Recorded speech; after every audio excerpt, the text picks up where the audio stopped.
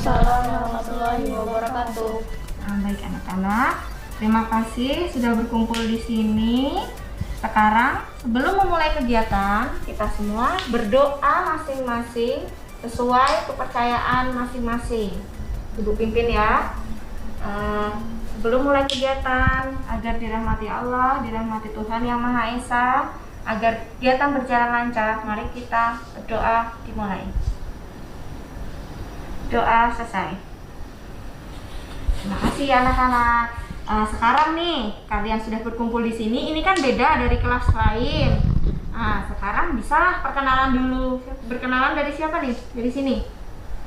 Perkenalkan, nama saya Kevin Arjunio, kelas 8A. Perkenalkan, nama saya Farel Deposal Sihaan dari kelas 8A. Perkenalkan, nama saya Fener Pamungkas Nafis Mayudi dari kelas 8A. Perkenalkan, nama saya Rata Justina dari kelas 8A. Perkenalkan, nama saya Triantan Maharani dari kelas 8A.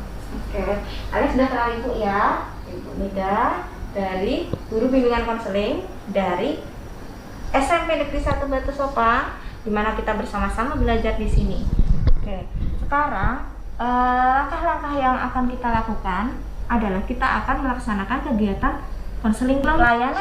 Kegiatan layanan konseling kelompok adalah kita mencari alternatif solusi untuk memecahkan masalah secara bersama-sama. Paham? Sekarang Ibu nanya, siapa yang pernah ikut konseling kelompok? Saya, Bu. Oh, yang lain belum ya? Belum, Bu. Ya, kira-kira apa sih itu konseling kelompok yang Aura ketahui? Memanfaatkan dinamika kelompok untuk memecahkan masalah.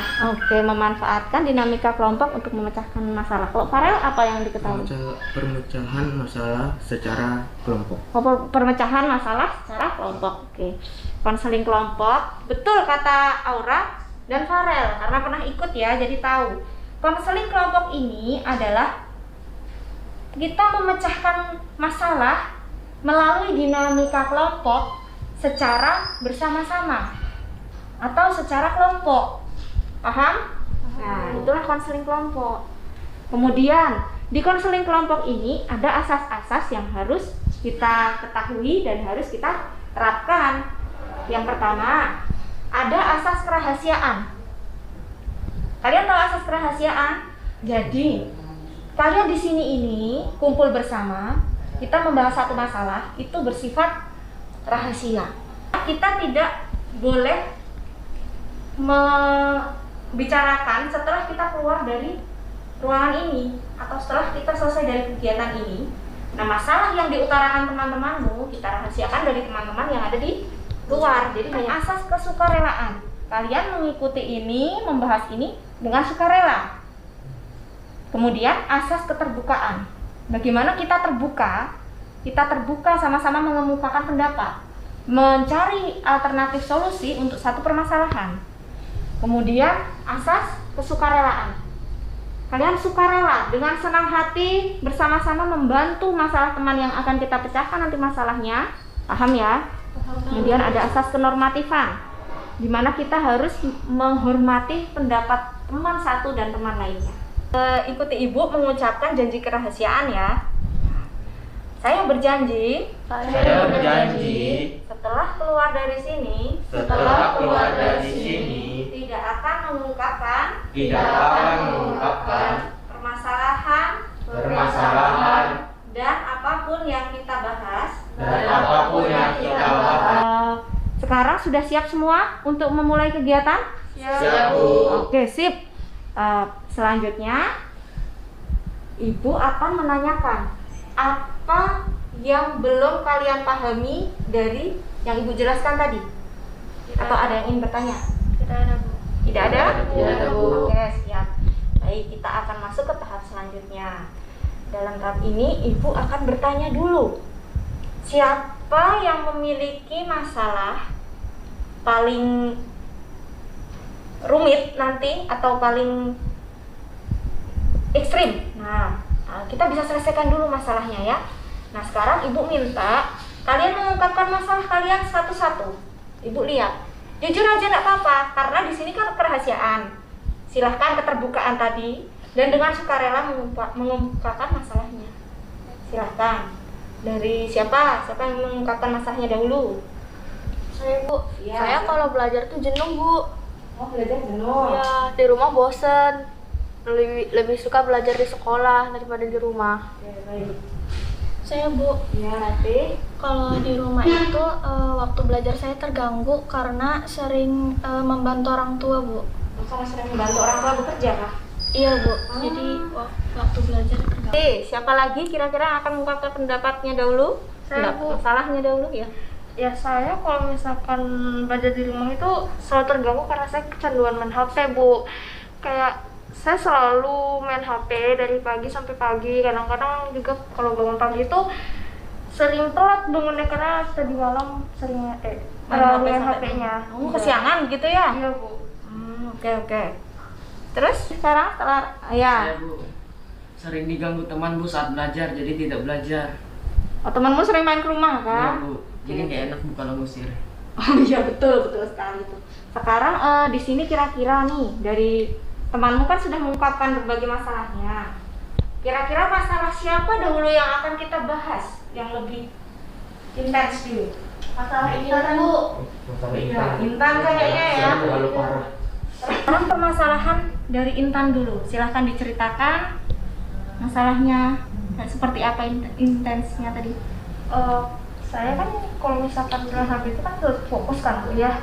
Jadi setiap hari itu benar-benar HP aja terus. Terus kalau misalkan ada tugas yang datang atau yang ibu bapaknya kasih, saya bakalan menyampingkan dahulu. Akibatnya apa nih? Intan sendiri harus tahu dong akibat dari Intan bermain HP dari pagi sampai kesiangan bangun itu. Tugasnya jadi menumpuk, nilai juga jadi berkurang, bahkan pernah dimarahin juga guru. Nggak usah nangis, takut gak naik kelas pasti ya. Iya Bu. Dari teman-teman lain, Intan sudah menjabarkan permasalahannya. Sekarang yang pertama kan tadi Intan main HP dari pagi sampai kesiangan. Masalahnya adalah dia tidak dapat mengontrol HP-nya, ya kan, bermain terus. Kemudian belajarnya jadi malas. Nah, akibatnya dia selalu telat mengumpulkan tugas sekolah. Pernah dimarahi guru dan dia takut tidak naik kelas. Nah, kira-kira nih gimana pemecahan solusi untuk Intan? Oke, dari masalah Intan yang sudah dijabarkan tadi, sekarang kita nih cari solusi atau pemecahan masalah bersama-sama. Bagaimana cara Intan mengatasi kira-kira? Atau apa sih dampak buruk, dampak negatifnya? Kalian harus tahu dulu itu dampak negatif. Siapa yang tahu dampak negatif? Kira-kira apa dampak negatif dari penggunaan handphone? Akan kecanduan main HP. Canduan HP. Dan lagi, kalau masalah dampak positif, Kita akan mengetahui informasi yang lebih. mengetahui informasi lebih.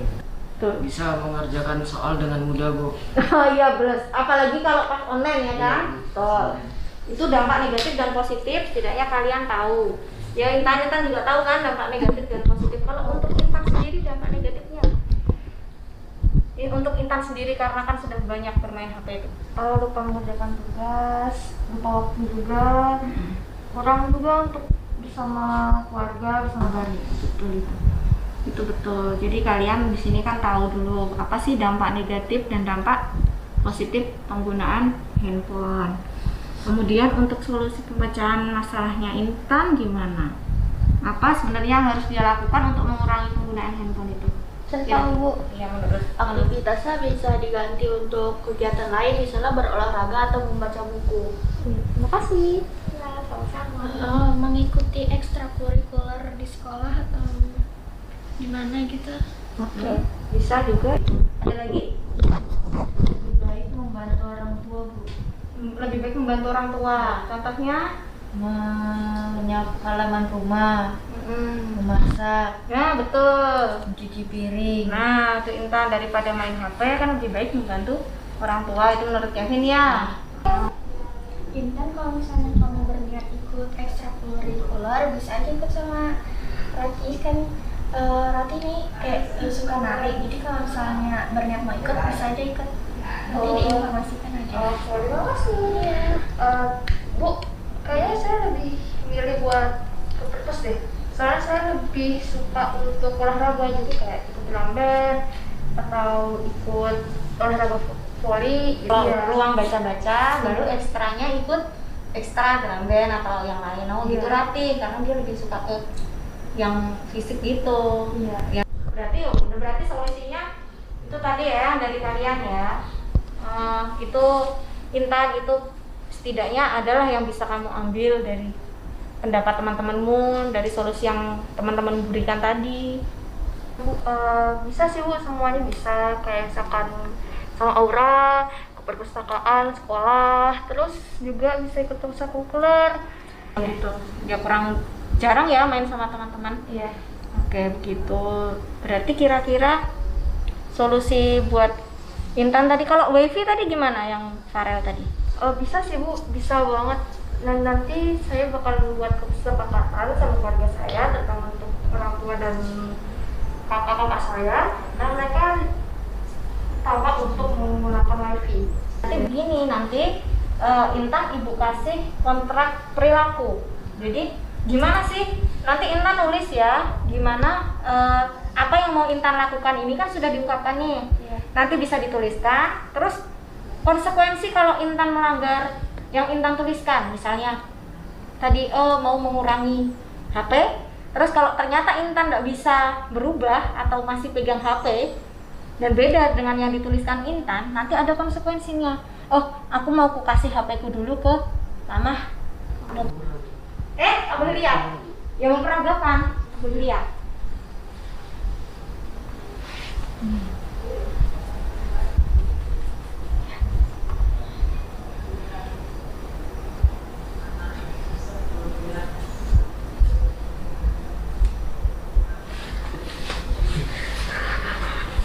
Ini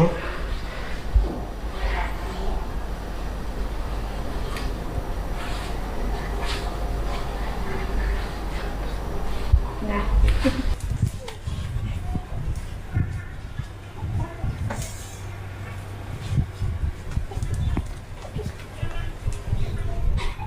ini ada kesimpulan yang bisa kita petik, Nak. Apa? Apa yang disampaikan orang belum tentu betul yang kalian dengar atau kalian dapatkan dari kegiatan ini. Saya tahu Bu, Ya. saya jadi tahu apa aja dampak positif dan negatif dari bermain HP. Ya, jadi tahu dampak positif dan negatif bermain HP. Ada lagi? Sudah ya? Sudah, Bu. Gimana sih perasaan kalian ikut kegiatan ini? Senang Bu. Senang Bu. Kita akan bertemu lagi mungkin untuk rencana selanjutnya. Kegiatan kali ini sudah selesai, konseling kelompok sudah selesai. Kira-kira pesan dan kesan ada enggak? Ada Bu, Ya. saya mau lain kali kegiatannya di tempat lain. Nanti bisa aja kalau ada teman lain yang mau ikut Iya. gitu ya nanti, atau kalian nanti suatu saat bisalah kita ikut konseling kelompok lagi. Nanti kita insya Allah akan mengadakan lagi ke depan. Kalian mau kan? Mau. Ya, nanti mungkin bisa kegiatan hari ini. Sekarang sebelum kita tutup, kita berdoa dulu bersama ya. Siapa yang mau memimpin doa ini? sebelum menyelesaikan kegiatan ini, marilah kita berdoa menurut agama dan keyakinan kita masing-masing. Berdoa dimulai. Ibu ucapkan, Ibu hati-hati di jalan ya. Besok kita akan bertemu lagi. Ingat asas kerahasiaan tadi ya.